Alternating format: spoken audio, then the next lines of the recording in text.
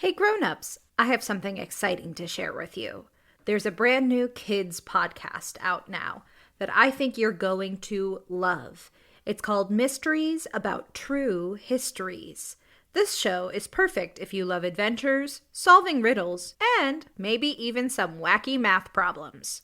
But I need a little help from some new friends to tell you more. Max and Molly, take it away. From the creators of Who Smarted, Starglow Media, comes a brand new podcast called Mysteries About True Histories. Does that sound serious enough? Max, we only have 30 seconds for this promo. Just tell them how your mysterious aunt recruited us into a secret order of problem solvers who travel time and have epic adventures. I don't have to. You just did. Catch new episodes of Mysteries About True Histories every Thursday on Apple Podcasts or wherever you listen to podcasts.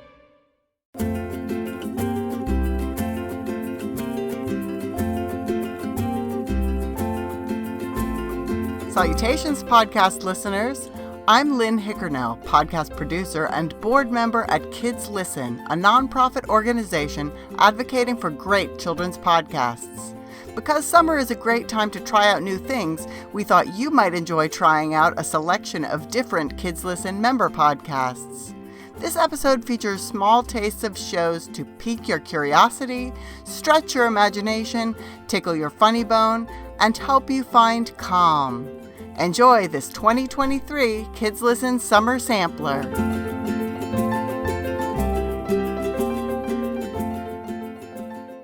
Hey Tailblazers, I'm Rebecca Cunningham, and this is Girl Tales, a kids podcast of feminist stories for a new generation.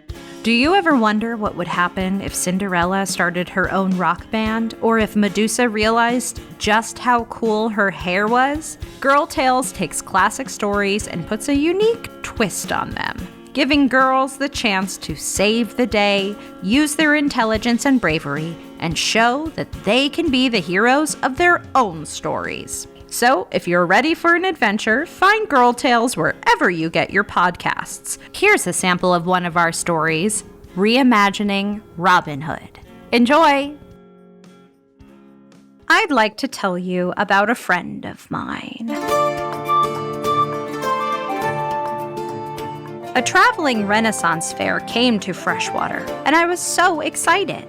There were acrobats and jugglers, fire breathers and knights riding horses, music and dancing in beautiful creative costumes, a royal parade, and my personal favorite, the wandering storyteller.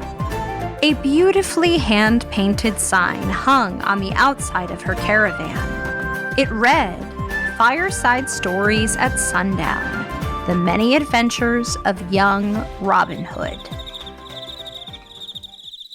The wandering storyteller waited until the sun had slipped away below the peaks of the tall pine trees to the west. She stood beside a crackling campfire, the flames dancing joyfully in the growing darkness, and greeted us.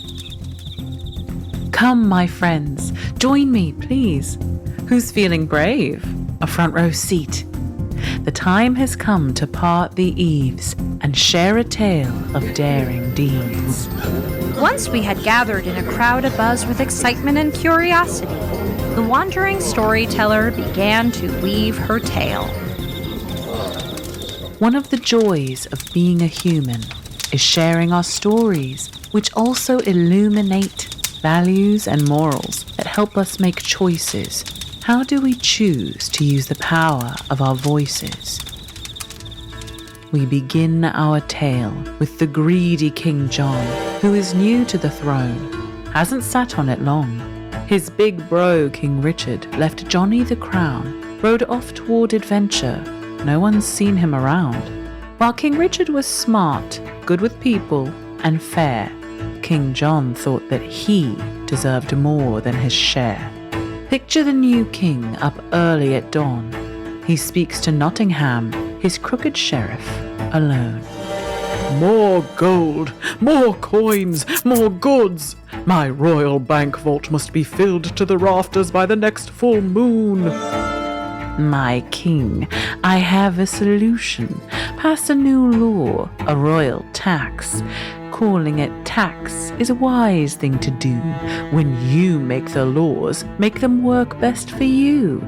Tax means we take part of each thing that they earn. They'll be left with mere scraps, but that's not our concern. The sheriff to the king did bow, and then let slip a wicked laugh, and every home throughout the land was forced to gather and forfeit half their money, clothing, toys, and food. The people cried, "You can't intrude and steal the clothes right off our backs," said Nottingham. "I'm the sheriff. I'm in power. Pay the royal tax. If any one of you dares to disobey, I'll lock you up and throw the keys away." Feelings of fear spread like a sinking fog across the kingdom. The townsfolk whispered worries to one another. There won't be enough food. We have no money to buy wool for warm clothing or boots. Our children's toes will be freezing when winter comes again. However, piercing through the grim veil of fear and darkness, there was a shining ray of hope. Stories were spreading from fireplaces to farmers' fields that someone had bravely stood up to the sheriff and refused to pay the new royal tax. Someone had rallied a group of young, talented townsfolk and called them to a life of virtuous, ethical banditry in Sherwood Forest. The group had named itself the Happy Hoodlums and was determined to steal back everything the king and the sheriff had just. It's the book club for kids. It's a book club for kids. It's the book club for kids. It's the book club for kids podcast. Hi, I'm Kitty Feldy. We all need a little humor in our life, and this week's book is just what the doctor ordered. It's Cody and the Mysteries of the Universe by Tricia Springstubb. Cody is a bit of a busybody, and our readers at Randall Elementary School in Washington, D.C. think they know why. I would say people act like this because they just need to be involved in something. Like they don't really have that much going on for them right now, so they might want to stick their nose in somebody else's business so they can just be a part of something. But Cody has a good heart. I came to introduce my best friend, Spencer. He's really smart, Cody said. He takes forever to make up his mind, but it's worth it. That's our celebrity reader, actress Peggy Miley. Our writer, Tricia Springstubb, says she's nothing like Cody. I'm a real, scaredy cat. I don't like scary movies. I never go on roller coasters. This is the Book Club for Kids, the show where kids talk about books. We'll tell you how you can be on the show a little later on, but first, let's meet our readers. Hello, my name is Amina. Hello, my name is Dominique. Hello, my name is Carter. And we're all in 5th grade, and we're from Randall Highlands Elementary School in Washington, D.C. The name of the book is Cody and the Mystery of the Universe. This book is about a girl named Cody and her best friend Spencer going through school and getting bullied and how their friendship was at stake, but they somehow found a way to fix it. In the beginning, they were talking about more about the characters, like Spencer. He liked to play violin, and Cody loved listening to his music. And in the second part of the book, it was more about how their relationship was at stake, and Pearl got in the way, which is Cody's best friend from school. And then at the end, there was these two girls named Maxie and Molly. They were the bullies of the school. Let's talk about Cody. Cody is an odd character. She really wants to guide Spencer throughout his life because he's a new student at school, and she doesn't think that he'll be able to do things on his own, but she comes to a realization when Spencer is doing just fine by himself. What kind of person is Cody? How would you describe her? I think that she's brave, and she's very mother-like because she wants to guide Spencer. I would say Cody is very outgoing and straightforward. What gets her in trouble? I would say she doesn't really know how to control herself in situations, so she kind of blurts out, which gets her into a lot of trouble.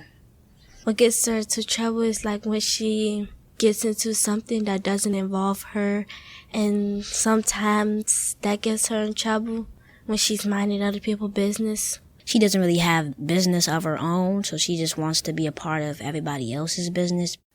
Why do we think people act like this sometimes? Because they have nothing to do, so they just want to ruin stuff for other people. Some people, they just like, if their day is not going good, they try to make somebody else feel down for what they do. I would say people act like this because they just need to be involved in something, like they don't really have that much going on for them right now, so they might want to stick their nose in somebody else's business so they can just be a part of something. Would you guys like to ask our writer, Trisha Springstub, a few questions? Have you ever been in a relationship like Cody and Spencer's? That's a really interesting question. Cynthia Moss. And she used to have comic books. And my mother never bought, we were not allowed to buy comic books, so I would go over to Cynthia's house and read all the comic books.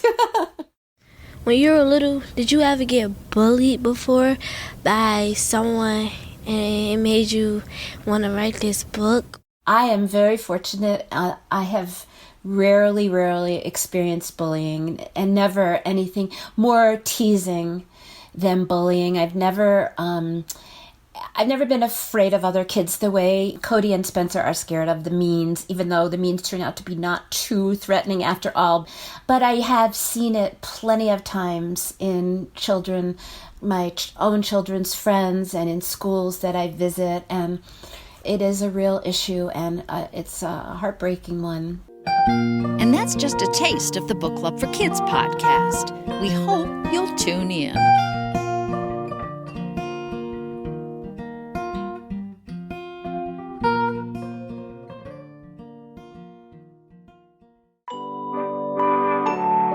Hello, I'm Noah, and this is Like You, a mindfulness podcast for kids.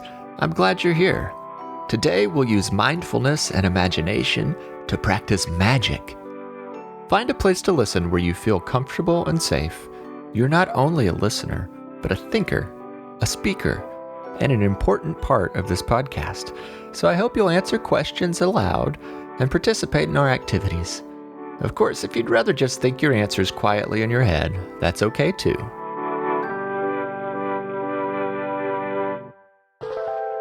Now, are you ready to make some mindful magic? We'll start with a levitation breathing exercise. Levitation means making a person float off the ground. As we breathe, we'll imagine you are floating. Each deep breath in will lift you up into the air. We'll hold our breath for a few seconds as we imagine floating. Then, as we breathe out, we'll float slowly back down for a gentle landing. So start by sitting where you feel comfortable. Now, close your eyes. Clear your mind. Try not to think of anything at all. Relax and feel your breath slowly going in and out. Now quietly whisper, "I am magic." Can you feel the magic growing inside you? Now, as you take a long, deep breath in, imagine that breath lifting you up off your seat so you're floating in the air. Hold that breath as you levitate in midair. 1, 2, 3. Now slowly breathe out and feel yourself drifting down, down, down, so you're sitting in your seat once again. You did it! That was fun. Let's try levitating again. Imagine that the longer and deeper of a breath you take, the higher you can float. So try taking your very deepest breath. Deep breath in, floating up. 1, 2, 3. Now hold that breath as you float in the air. 1, 2, 3. And a long breath out as you drift safely back down. 1, 2, 3. One last time. Take a long, deep breath in as you float higher and higher in the air. Hold the breath and imagine looking down at the world around you. Then release your breath as you slowly float back down to earth. Now, on the count of 3, we'll all say, I like me. 1, 2, 3. I like me. I like you too. You are full of wonderful, mysterious magic, and you make the world a better place when you share your magic with others. Now let's wind down by saying a few affirmations. Affirmations are words you can say about yourself to remind yourself how wonderful you are. I'll say each affirmation twice so you can listen the first time and say it together with me the second time. Here we go. I choose my attitude. I choose my attitude. I make good choices. I make good choices. I'm proud of who I am. I'm proud of who I am. I share my magic with the world. I share my magic with the world. I can't wait to spend some time together again soon.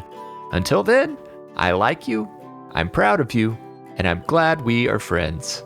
Have a happy and peaceful day. I am magic, you are magic, we are magic, don't forget it. I am magic, you are magic.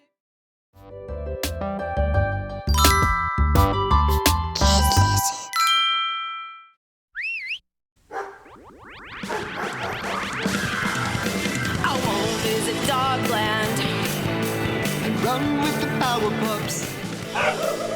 Hello, I'm Phoebe, and this is Hank. And together we write about super amazing dogs on a planet called Dogland! Power Dog did a barrel roll the rest of the way off the dance floor and into the sidelines, where he could smell delicious, fresh, hot pizzas coming out of the oven on the other side of the video arcade at what was now his most favorite place on all of Dogland, Intergalactic Pizza Party.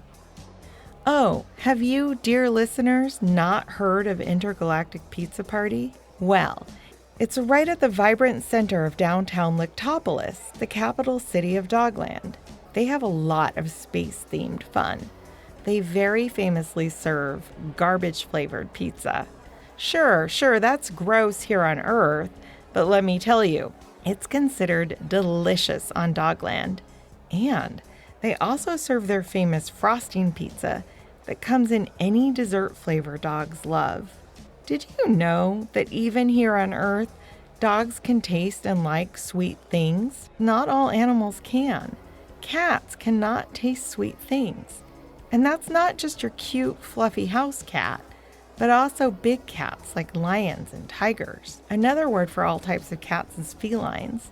And felines' taste receptors simply cannot detect sweet. Now, both humans and dogs can taste sweet, sour, salty, spicy, and bitter. Although dogs do like the taste of sweet foods, they much prefer that meatier flavor and taste. That flavor is more and more often called umami, which is a really fun word to say. Can you say it with me? Umami. Umami. Umami. On Dogland, they love this umami flavor, and the young pups love it combined with sweet flavors. Power Dog loves a sweet and meaty flavor combo that might resemble a vanilla strawberry birthday cake with hot dogs mixed up inside it flavor. And Tuffy loves a kind of, you're gonna think this is gross, but it's not to him, a caramel, mushroom, and wet dirt flavor. I know, you're probably thinking, what? Ew. But think about how happy your dog would probably be with that. I think there's even a dead stuff at the beach and vanilla ice cream mix on this menu. At the back of Intergalactic Pizza Party, Beyond the crazy space-themed pizza parlor, there's a bonkers awesome video arcade with all the coolest, latest, and most physical video games you could ever imagine. There's a lot of space-themed games, of course, flying and driving games, jumping games, throwing and catching games. I mean, we're talking about dogs here. And at the very back of the arcade, right before you get to the dazzling dance floor, there are dancing games. It was very popular and looked like a constant party, living up to the name Intergalactic Pizza Party. Umami's a fun word. Yeah. Say it with me. Umami. Yeah, there we go. That's good. Thanks, Hank. Okay, ready for some jokes? We. All right. What is a dog's favorite pizza flavor? What? Pepperoni. Pepperoni. Okay, you want another one? Mm-hmm. Why did the dog have a hard time learning to dance? Why? Because he had 2 left feet.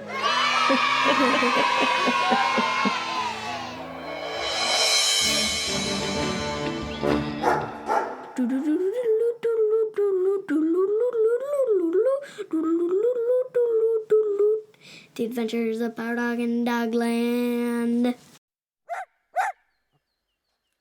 Hello, I'm Elise Parisian, the host of Unspookable. Unspookable is a family-friendly look at the histories and mysteries behind your favorite scary stories, myths, and urban legends.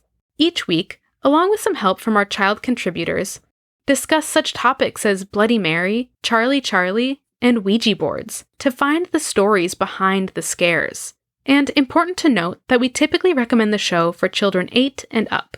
Now, on to the episode. Soundsington Media! It's the middle of the night. Dead silent, except for the soft sounds that fill a building during the small hours. A faint echoing in the vents. A whisper of footsteps on the linoleum, resounding from earlier in the day when the restaurant was a cacophony of customers. The rustling of an animal in the alley out back. And your own heartbeat. Your own heavy breathing as you watch grainy security cameras. Hand ready to throw the switch at any time. You wait. You are almost out of power. You can wait just a little longer, right? A breath. A moment. And then, just when you let your guard down, bam! A figure appears in the doorway, and it is too late. A scream, and you're done. You already know who it is, who has been stalking you throughout the night. Freddy Fazbear, the animatronic from the runaway hit game, Five Nights at Freddy's.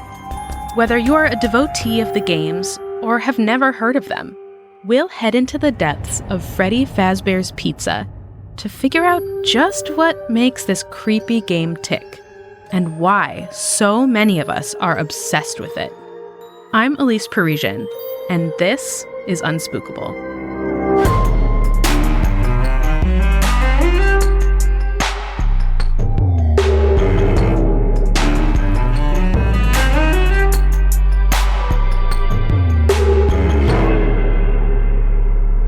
I've played Five Nights at Freddy's, but I haven't played in a few years. I have not personally played Five Nights at Freddy's, but I've definitely heard a lot about it and wanted to play it. But I always got way too scared because it's a horror game. When you're playing Five Nights at Freddy's, you get a job working there, and then you have to watch the animatronics at night to make sure that they don't try to pull anything silly. And then, you can watch them on cameras to see what they do, but you have to make sure they don't get to you before you can stop them.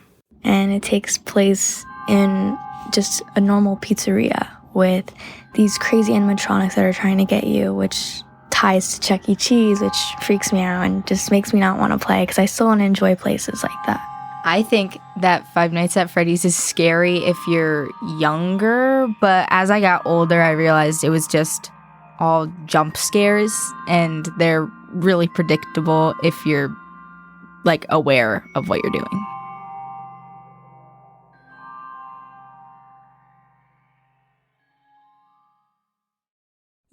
Yo, listeners! It's your girl Melly from Stoop Kid Stories podcast, and I am so excited to share a clip of one of my episodes with you all. So, this episode is called McKinley's Mistake, and it's about what happens when you make a big mistake and how you bounce back from it. So, enjoy, and if you want to hear more, you can find Stoop Kid Stories wherever you listen to your favorite podcast. All right, let's go! Peach, guess what? She asked. Let me see. You finally told Zay that you have a crush on him? Peach asked. No. And I do not have a crush on him. I just think that he wears nice sneakers and his haircut is always crispy. So I just feel the need to tell him, and then I awkwardly smile at him when he walks away. But anyways, that's not what I was going to say. Remember the all-class party idea I told you all about? Well, it's happening! Hey! Yeah! Hey! Oh my goodness, McKinley, that's so lit. Can we come and crash the party? Peach asked. No, it's for my class only. But I'll show you all the pictures and videos afterwards, McKinley responded. Fine. But nah, that's really cool. When's the party gonna be? Peach asked. I'm thinking maybe sometime at the end of the month. You know, since we just came back from winter break, it would be great to have something to kick off the second half of the school year. These winter months can be such a drag, McKinley said. Tell me about it. Spring can't come soon enough. Peach! Cookie yelled from the distance. All right, Mickey girl, I gotta run, but I'm super excited about your party. I'll see you later, Peach said as she ran off. Thanks. Bye. Bye, Cookie! McKinley yelled, and she finished her walk home.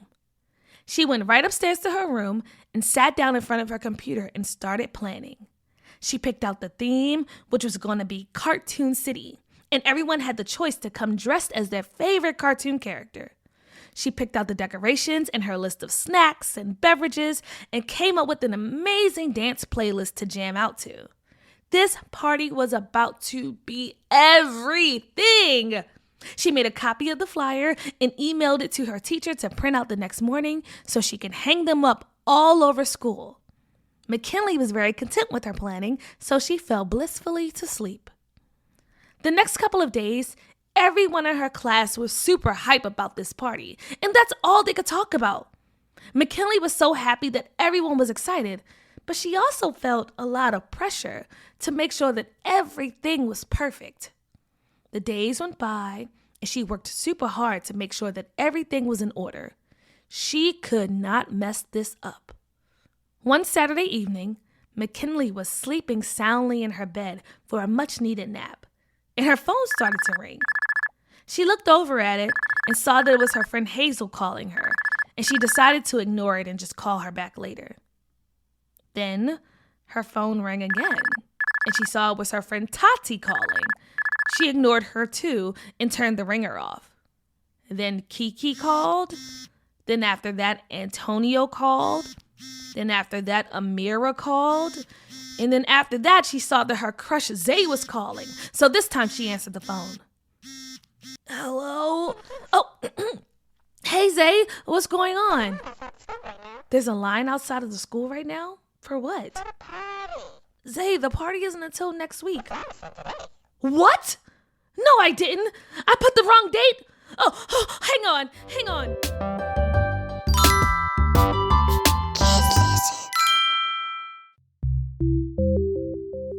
Hey there, this is Chanel from Peace Out Podcast.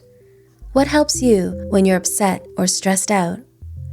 On Peace Out, we talk about superheroes, constellations, and sea bunnies while we do calming breathing exercises inspired by yoga and mindfulness meditation. Listen to Peace Out before bed, when you need a break, or anytime in between. Check us out at peaceoutpodcast.com. Peace out. Peace out. Peace out. Peace out. Peace out and peace within. Peace out. Peace out. Peace out. Peace out and peace within.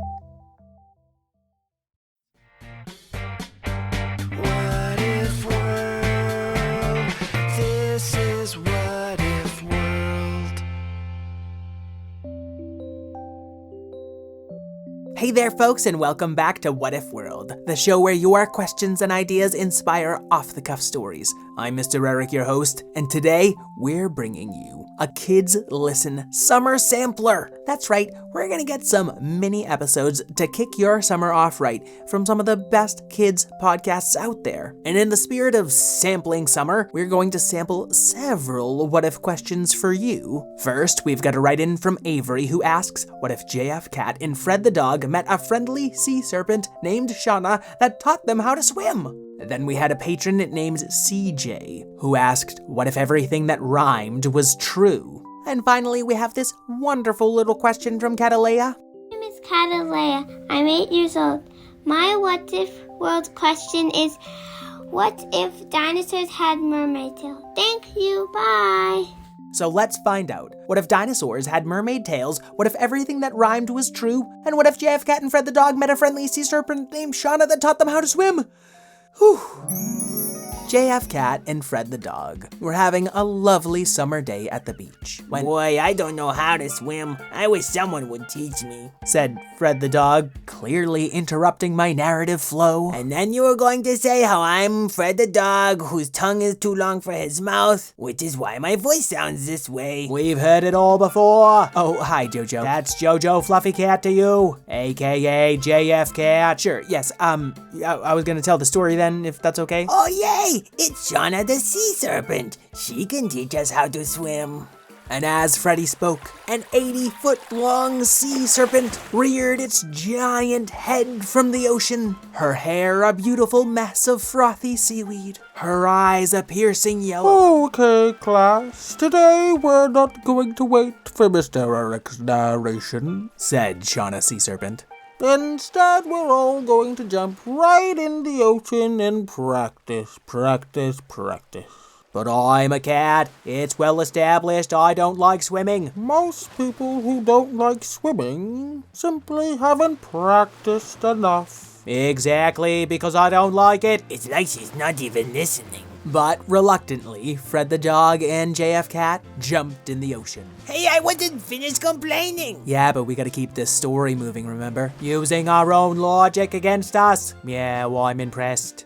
Shauna Sea Serpent had a class full of reluctant animals and wizards and witches and warlocks, and even a few people. But there was one dinosaur on the beach who hadn't joined them in the water. Yeah, give it up for Q-Rex. I don't go in the water. 'Cause now that I'm big, I've got a lot smarter. I don't need to swim to prove something to ya. I'm just gonna rhyme and then say a booyah. Suit yourself, said Shauna Sea Serpent, who had people and creatures hanging from all 80 feet of her fins, and wasn't really pushing to have a T-Rex join.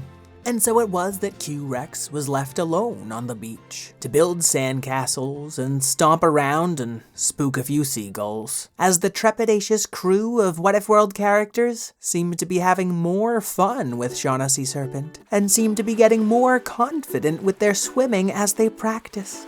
It doesn't take a wizard to see that swimming is easy. Did you say Zizi? No, honey, he's just bragging. Did you say dragon? No, Dracomax, she's just clarifying. Randall Radbot, are you afraid of flying? I'm not teaching flying this week. Did somebody say we're playing hide and seek? And as the detective Alabaster Zero said hide and seek, suddenly he and all the other swimmers disappeared. Which is a shame, because Mr. Eric didn't get to describe the jean jacket and cut-off shorts that I'm wearing as a bathing suit. I think I had a chance to describe it and chose not to, but can you get back to hiding? Oh, yes, sorry. So as Alabaster Zero hid in his dungaree bathing suit, Q-Rex really felt fully alone. The sun was going down, and its light reflected off the waters in that blinding way it sometimes does right into the eyes of the mightily grumpy Tyrannosaurus. Sunbeams in my eyes, an unwelcome surprise. Oh, Q-Rex should have been wiser and worn a sun visor. Suddenly, atop his enormous head appeared a sun visor. Q-Rex realized that it was the first day of summer, which of course meant on What If World it was Sunshine Sea Slime Prime Rhyme Time, a once-a-year occurrence that happens on the first day of summer at the beach where everything that rhymes comes true. Until the sun sets, of course. What was that, Mr. Eric? I was busy thinking of a rhyme that would get me to swim. It's like splashing around meets going to the gym. Oh, I was saying how sunset is the end of Sunshine, Seashine, Ugh, I almost had it. Sorry, I stopped listening. It's time for me to wish again. I wish I had a fishy fin so I could splish and splash with friends. And Q-Rex's tail became a mermaid's tail, with fins on his little T-Rex arms, and one on his back, and even a convenient set of gills. I'm gonna go find Fred and JF Cat, show them all how I can swim, and then that will be that. And Q-Rex, in his half-mermaid form, well, is it possible to be a half-mermaid? Mini-episode, Mr. Eric! Right, let's keep moving. He dove into the ocean, looking for all of his friends who were playing hide-and-seek. But he didn't see a single one. I guess it's not very safe to go hiding in the ocean. They must be back on land slapping on some suntan lotion. And Q-Rex came up out of the water, and sure enough, everyone was back on the land. But they weren't putting on suntan lotion, even though Q-Rex had rhymed it. You see, the sun was setting, and with it, Q-Rex's mermaid tail, fins, and gills disappeared. So my wish was kinda useless and I'm sinking kinda fast. I gotta stop making excuses and just learn to swim at last.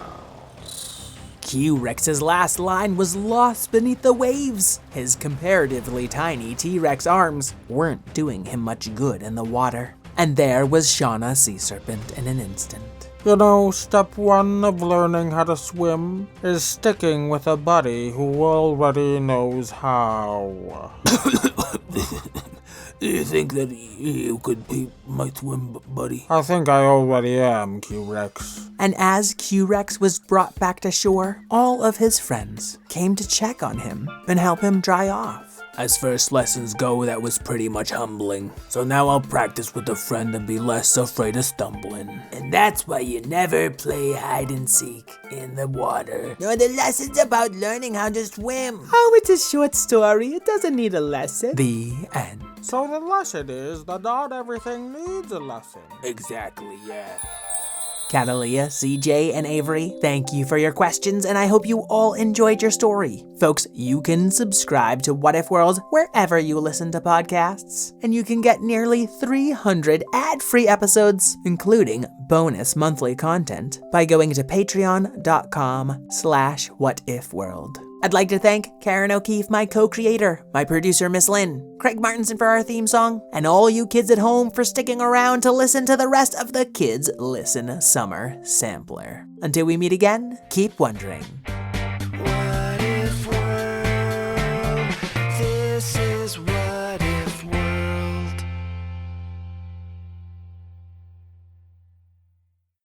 It's a beautiful day for a story, adventure and glory, new friends and old ones too. It's an excellent day to get swept away in a tale, so let us regale you.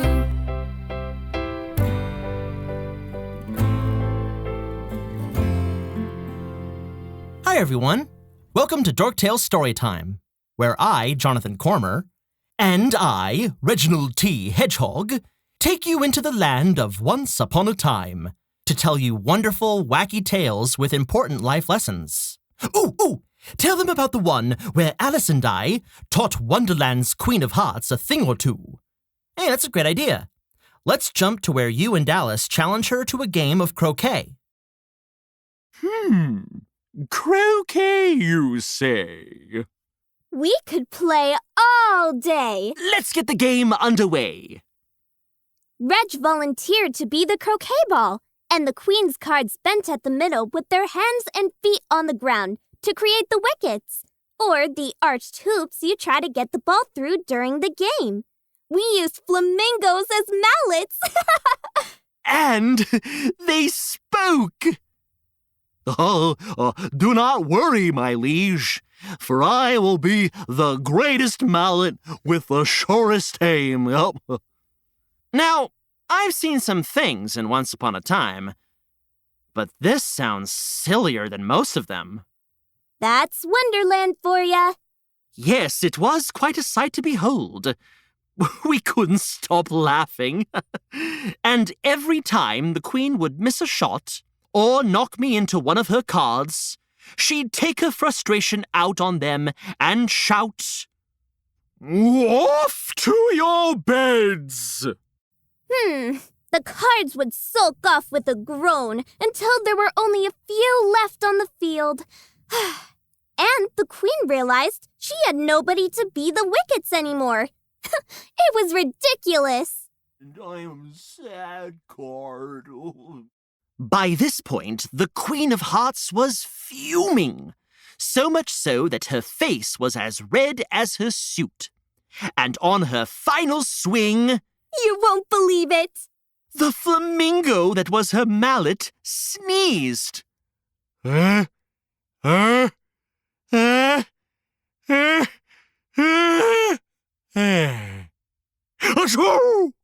She missed hitting the reg ball by a mile. Reg ball. We thought it was quite hilarious, too, so we cracked up. And the flamingo flew off in a tizzy. No, I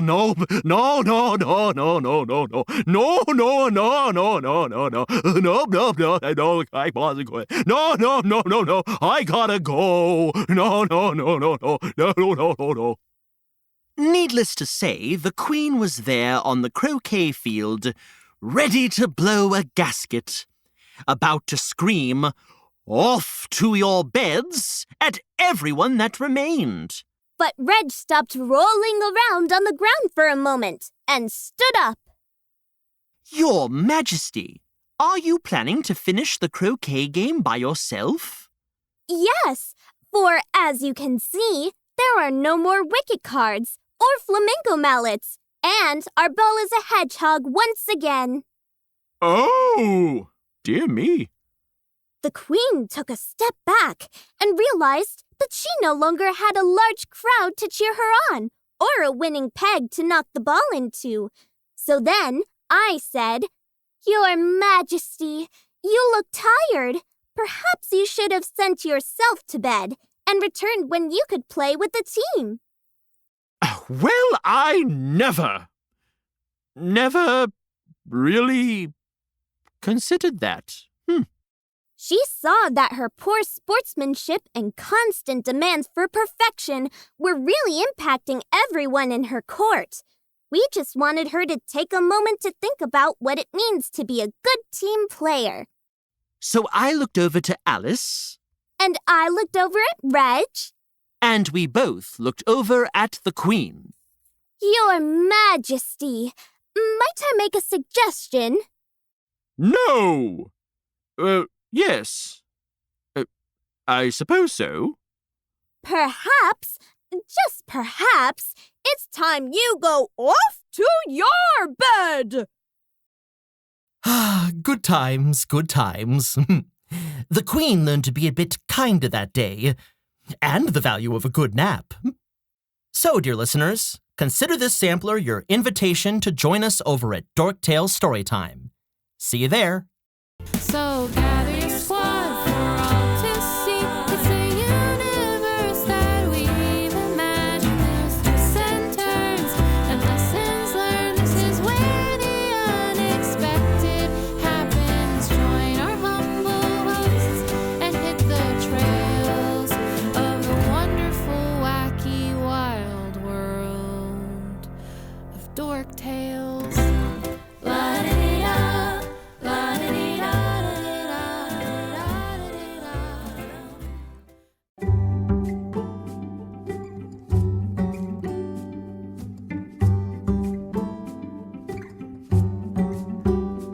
My name is Fina Mendoza.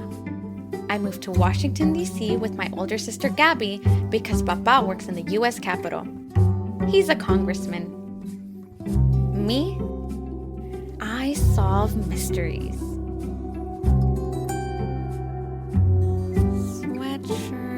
Sweatshirt. Not on the bench. Not under the bench. Not under the fake Magna Carta. Not under the National Mall. Well, maybe it's under the National Mall, but it's not under the table model of the National Mall. Stop staring at me, Caesar Rodney. Just because you signed the Declaration of Independence doesn't mean you know everything. You're just a stupid statue. You wouldn't even be in the Capitol crypt after visiting ours, Fina Mendoza, if you hadn't lost your school sweatshirt again. Who asked you, Caesar Rodney? It has to be here somewhere. What did Mama say every time I lost something? Retrace your steps. Where were you the last time you remember having it? Okay, so I know I was wearing it after school. There were all those crunchy leaves in the park, and I put one in my pocket. Maybe it's up in Papa's Rules Committee room. No, I don't think so. Think, Fina. It's so quiet in here. What's the matter, Fina Mendoza? Crypt's a little too spooky for you? What are you, a scaredy cat? I'm not scared, it's just... Just what? Whatever were you doing in the crypt anyway? The tour groups are long gone. I came to see the table with the National Mall model, the one with the 2 Washington monuments in the middle. I see. You see nothing. You have marble eyes. I see the real story.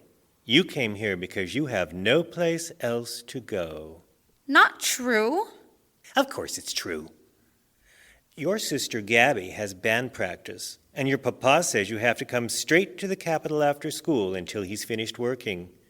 It's not like you can go over to some friend's house after school. You have no friends, do you? I have friends. Back in Los Angeles. But not here in Washington, D.C. Poor Fina. Stop talking to me. Statues don't talk. Oh, don't they? Are you sure about that? I need to find my sweatshirt. Shh. I hear something. Something like a ghost? Hello? Is somebody there? Why do they turn the lights so low? Energy conservation? Speaking of ghosts, you know, they were supposed to bury George Washington here, in the crypt, but Martha wanted the president home with her at Mount Vernon.